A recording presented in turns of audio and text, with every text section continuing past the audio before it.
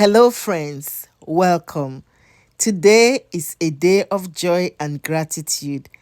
I want BUCHYMIX, the Odogu of all blender, the master Bagbati of all blender.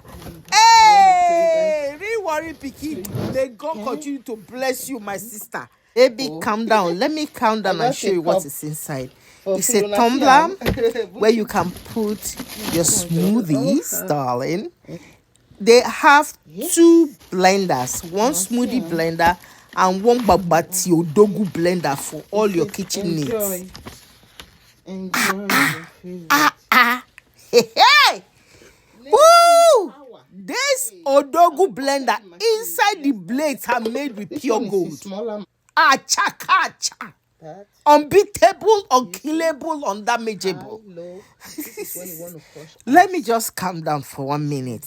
I will show you the difference between this Odogu, why it has that name, with the regular blenders you have. The answer is very 7-Up. The difference is clear. Honestly, this is the sexiest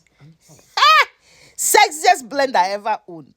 I just had to baptize it with this lentil akara batter, and it was smooth. This is such a pleasure.